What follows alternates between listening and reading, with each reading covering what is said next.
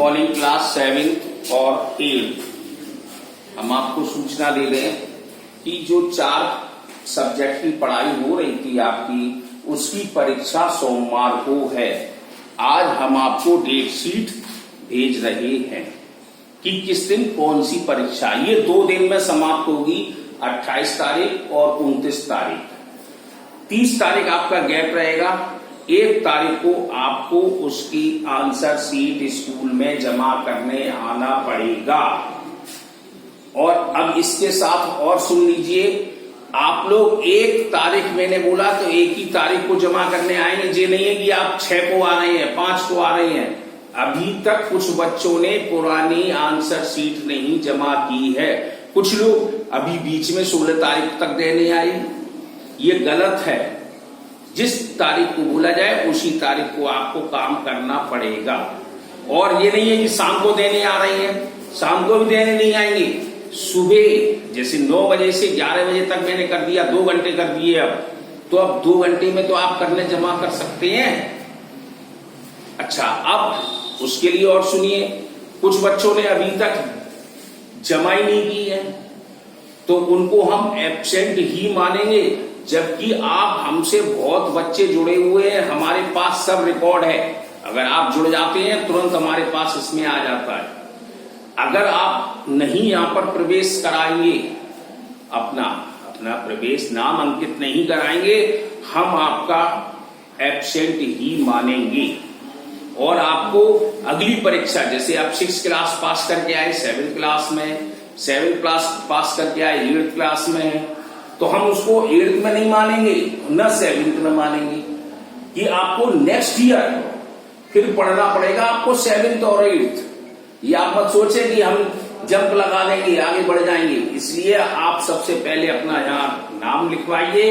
उसके बाद अगर किताबें नहीं है, किताबें खरीद लो, अभी भी कुछ नहीं बिगड़ा है। और अपनी पढ़ाई पर जुट जाइए, क्योंकि अब स्कूल खुलने के कुछ ही दिन बाकी है। ये मुझे उम्मीद है अब स्कूल जल्दी खुलेगा। और ये परीक्षा आपकी 2nd टर्मिनल की पढ़ाई करा रहे हैं हम।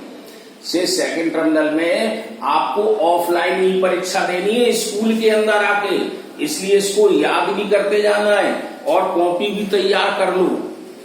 कॉपी वो हम चेक करेंगे आपकी जैसे स्कूल खुलेगा तब, ये आप मत सोचना। तो आज हमने फिर 7 और 8 क्यों बोला? कि दोनों क्लास की एक ही पढ़ाई है, एक ही चैप्टर का नाम है, सब चीज एक सी, लेकिन एक्सरसाइज वर्क वगैरह अलग है, वो हम अलग आपको भेजेंगे।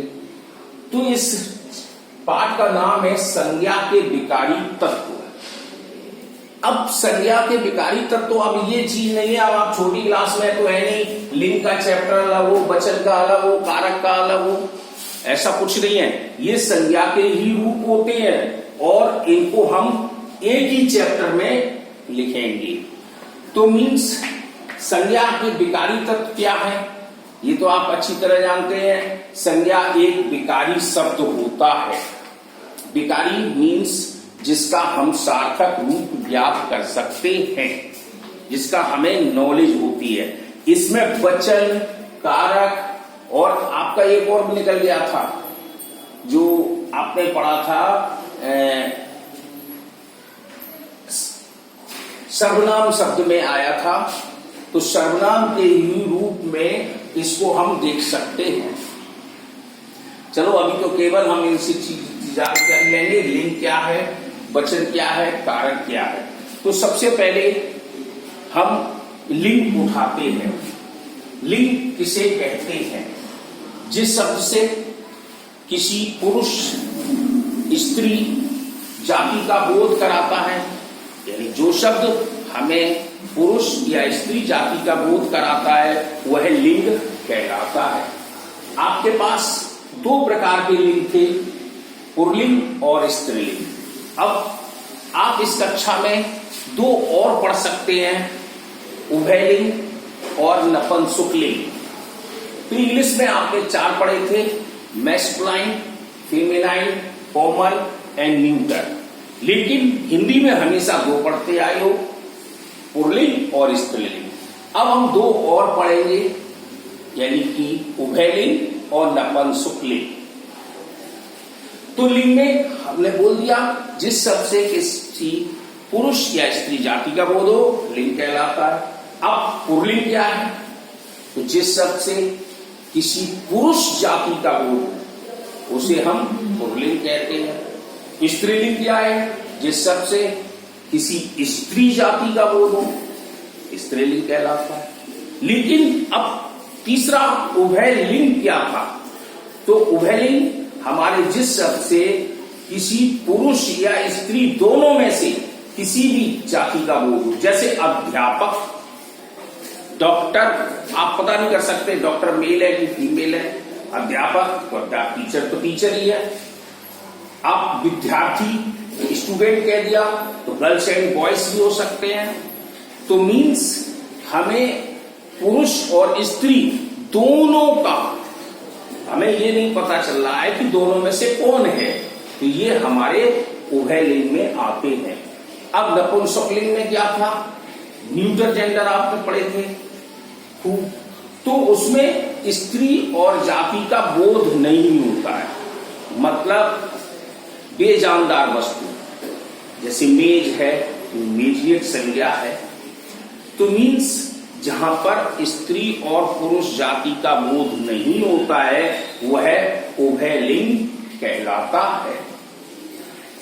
तो लिंग की पहचान हो गई। अब वचन क्या है? वचन में भी आप देख सकते हैं जिस शब्द से किसी एक या अनेक संख्या का बोध हो, यानी जिस शब्द में हम एक या एक से अधिक संख्या का बोध कराते हैं उसे हम वचन कहलाते हैं।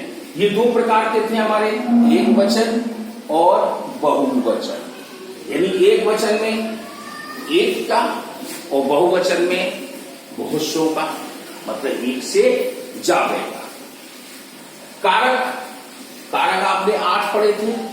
कर्ता ने कर्म को करण से संप्रदान के लिए अपादान से अलग होने पर संबंध काकी के और संबोधन हेऊ हरे, तो ऐसे इन रूपों को पढ़ेंगे।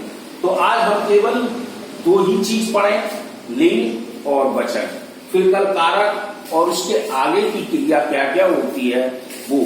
लेकिन आप इतना ध्यान रखें, ये 4 सब्जेक्ट की जो आज हम बेडशीट भेज रहे हैं वो आप यानी कि तैयारी करें, सोमवार को आपका पेपर होगा।